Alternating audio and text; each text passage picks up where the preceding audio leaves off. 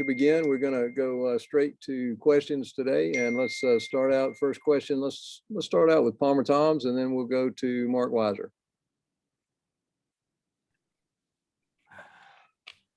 Yeah, Kirby, just wanted to ask for a quick injury update on Kendall Milton. I noticed you didn't include him in yesterday's update there, and along the lines of Xavier Truss, how has he looked in practice this week? Kendall is back running, which is good. I think he got up to 10 to 15 miles an hour yesterday. Not truly practicing with us. He's cutting and running straight line.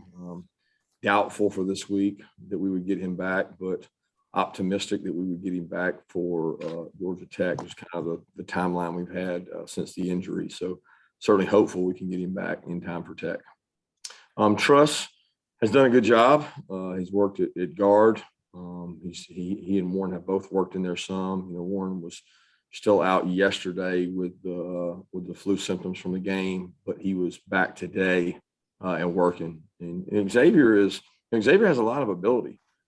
Xavier's biggest thing is, can he carry over and focus and concentrate to do the things he has to do and really play with a lot of intensity. So that's one of the things, is dependability is the biggest thing with Xavier is snap count, assignment. And to his credit, he hasn't been at guard as long as our guards. Like at Warren has kind of played in there since he got here. Xavier was moved in there, and now he's been there for a while, but he still hasn't seen the twist and the action as much as Warren has. Carson and Brock get in practice, so when they're not with the ones or the twos. What have you seen from them this season in practice, as the years progressed in terms of their development? I think you cut on late there, Mark. I heard Carson and Brock, and then that was the start of what I heard. I was asking kind of, what you've seen in practice from them as the season's progressed in terms of their development. I've seen Brock a lot up close because he's been the scout team quarterback. He's simulated a lot of these guys that we've had. Really athletic, makes throws on the run, very accurate, competitive. He likes going against that defense each day. He doesn't always have the best protection, but we're not hitting him either. So he's done a really good job. Carson's continued to grow. He hasn't had as many reps as he had before, before he was working with the twos. And now his reps come through either mental reps, walkthrough reps, or threes reps, which we get some in practice. So I've been very pleased with both of their developments. And to be honest with you, I got complete confidence in both those guys as quarterbacks because I think they're really, really talented players. All right, next question to Mike Griffith and then to Anthony Dasher. Kirby, earlier this year, you talked about the danger of playing the scoreboard instead of playing to a standard. Is that something that you have to emphasize, I guess, in a week like this when we really don't know much about the level of competition you'll be facing? As far as it's definitely something you worry about in terms of playing to get better. Like, I was frustrated with yesterday's practice, and probably the first Monday that I felt like I was frustrated because I felt like there was a relaxed atmosphere and not that, I don't know what the killer instinct I've seen on some Mondays. And it was a little frustrating for me because we've had really good practices. So I don't know if that was a relief from the Tennessee game or if that was, about who we're playing. I just was not pleased with it. It was better today, but it still wasn't what I expect our Tuesdays to be. So I'm trying to, reach out to the leaders and make sure they handle that the right way. But as far as playing the scoreboard or playing to a standard, I always, want our guys to play to a certain standard and a certain standard of excellence of how we play, execution, regardless of who we play. Hey, Coach. I want to ask you something as it pertains to Jordan and Devontae, as far as your thoughts on the mentality they have when it comes to competing and how understanding that aspect, helps to make them even better individual players. Yeah, you're referencing them competing with each other or competing? Well, just competing in general. I mean, just what they do on the field, not just against each other, but just understanding what it means to be a competitor. Yeah, Devontae's extremely competitive. He hates losing. He probably gets angry quicker than Jordan when things aren't going well. He was frustrated the first drive against Tennessee, and sometimes you have to support Devontae and just tell him it's going to be okay. Jordan has a cooler presentation, and level heads will prevail with Jordan. So they have very different personalities, almost opposite ends of the spectrum, but they both respect each other and love each other so much. They've grown to be really good friends, and very different backgrounds. But they're great competitors. They've been great for Georgia. Their decision to come back was probably the most impactful of everybody's, because they probably had, the highest grades of those juniors that came back, because it's so hard to find defensive linemen. And those guys coming back kind of put everything in motion. Next question to Dean Legge and then to Chip Towers. Kirby, y'all have had Channing, Nakobe, Jordan. These guys, I mean, just a slew of guys on the defense have had really good seasons so far.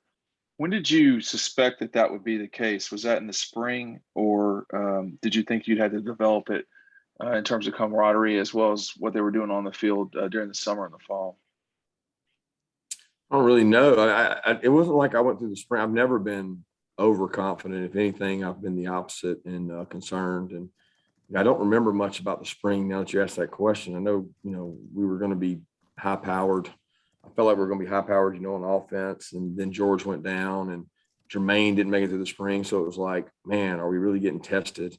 I don't remember the front dominating like this. Maybe they did, and I just don't remember. When I first realized it was the Clemson game, and it was just they're really good. And we had coaches on staff, Will included, that just said it was a really good front. He thought it was going to be special, and he was right. He's been around a lot of good ones and seen them. And I think the combination of Jalen growing up, those two coming back, Trevon, Nolan, there's just a lot of good players up there, and that front has really helped us. Their confidence kind of exudes itself to the team and carries over and probably helps the secondary. Those guys are not as confident as the front linebackers, but it's helped them. Yeah, Coach, I'm just hoping you could expound a little bit on James Cook. Obviously, he's one of these seniors that has come back, and in the Tennessee game in particular, gets a lot of touches. I think he averaged like 13, 14 yards a touch in that game. It was that, just kind of seeing more of him and him making more explosive plays in that game in particular, a function of playing Tennessee, or is this the type of thing that you're capable of doing with James every week? You can't read too much into it. He did have a couple explosive plays. So he had a play that was a sweep that turned explosive. He had the double move, which, that double move could have been any of 3 or 4 backs. It just happened to be he was in. So he did an incredible. The first run for a touchdown, he made an unbelievable cut, but our quarterback made a check. Our center blocked movement. Our other guard got up on the second level player, and James really went untouched, and he made a great run to outrun the middle field safety.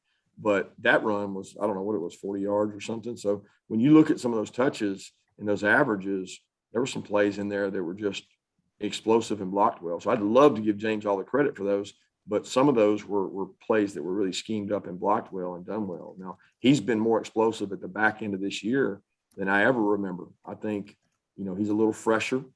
He hasn't taken the same load.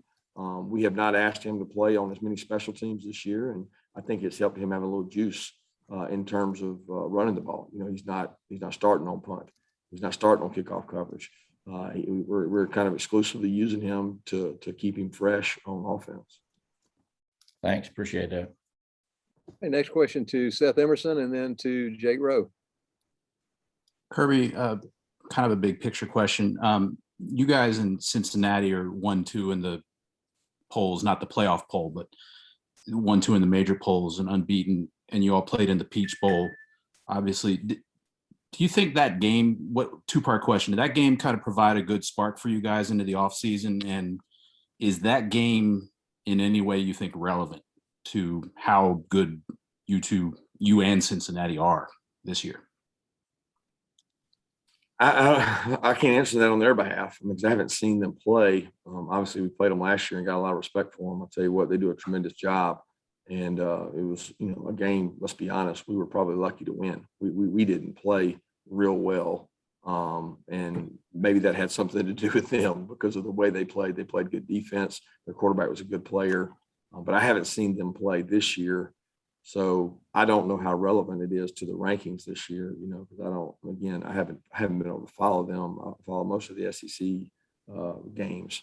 So I don't know how their scores have been, how they've done, who they've played really. But I have a lot of respect for their team. The quarterback especially does a great job, and Luke does a tremendous job. And it was a game that we were very fortunate to win. Kirby, last week you told us about, George getting some work with the scouts. So I wanted to see if there was anything new with him this week, if there's any step forward for him in terms of his progression back from that injury. Well, we're doing a lot of good on good, meaning we're practicing, less against the scouts this week and more against, ourselves and giving each other good looks. So he's been going against our one defense some. We do 7-on-7. He gets rid. He's really doing the same thing he did last week. If that's what you're asking. So yeah, he's doing very similar things, just probably more of it in terms of more reps and more volume, picking that volume up. He's still in a non-contact jersey and practicing with us. All right, next question to Matthew Welch, and then we'll go to Davis Baker. Yeah, Coach, I just wanted to ask you your thoughts on the overall progression of the secondary as the season's gone on, and maybe a little bit of the bump in the road last week and how you want them to respond out on the field this weekend. No, I was very proud of them last week. Very proud of them. Not a bump in the road. They were tested. You know what I mean? They had good players and they had the ball in the air. You go back to the previous weeks, you can't go back to the previous weeks and say where we made a lot of plays down the field and made plays on the ball. We definitely got tested, and we gave some plays up. But when you play the style of play that we played last week, you're going to give plays up, and they're tough to defend. So I was really proud of them. If anything, I think last week gives them some more confidence because they went out and played against good people. They competed, they covered them some, and they got beat some. But we got good enough players up front that they got to win most of their battles, not all of their battles. Hey, Coach, you talked a little bit about it earlier, but how was practice today? Did you feel like it was better than yesterday? Yep. That's exactly what I said. Yeah, today was better than yesterday, and today was not to the standard that I expect a Tuesday to be at in season, but it was better than the previous. And so what in particular do you expect from tomorrow? To be better than today and to be to the standard of our past 4 or 5 Wednesdays would be the goal. Okay, next question to Connor Riley and then to Lance McCurley. Hey, Kirby, was wondering if you had a quick update on where Dominic Blaylock is, and then sort of a bigger picture question. How do you get players to get better at identifying things pre-snap in terms of educating them and helping them get a look at what an opposing defense or offense might be doing? Reps. I mean, the only way to do that is reps, and reps on top of reps on top of reps, really fast reps, not slow, not video, not talking. Go out there and do it, because you can't simulate the speed of the game. It happens to these guys. And the only way they get better at that is going out and doing it. Dom was, bounced back and he's been down with a flu bug. So he wasn't with us yesterday or Tuesday. So he's been dealing with the flu. Hey, Coach, what's been the progression since the Tennessee 3? I think it's Zion Logue, Timon Mitchell, and Bill Norton have come on campus. And are you expecting them, to play a good role in the future of this program? Certainly hope so. They're 3 of the hardest workers on the team. Zion plays a good bit for us in the rotation. Timon and Bill haven't really cracked that rotation, but Bill helps a lot on special teams. And Timon is probably the hardest, toughest nosed player we got. He takes more snaps than anybody, and he's made himself into a good player on the scout team.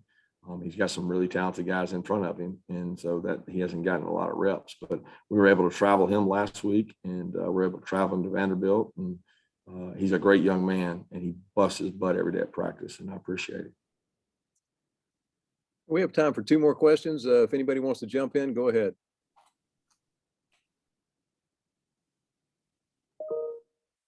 Hey, Kirby, how do you think your team has handled being the #1 team in college football now, I guess, over a month of the season? I think early on, it was like, I don't know if I think people tried to make it a distraction in the media and questions and stuff, but it's really just gone away because not that I know of, it hasn't affected anything because our guys have managed it. They practiced hard, they've been physical, they've locked into the opponent. So, I mean, to be honest with you, I hadn't even thought about it since the questions y'all asked several weeks ago. Coach, I don't think we've asked about Tramel Wallflower and Robert Bill. I know they got banged up the other day as well. Nope, they've both been good. One was an ankle that Tramel was working on, and I think he's been fine. And Bill's been in practice the last 2 days, been in good shape. So thanks, man. Thanks, Coach Smart.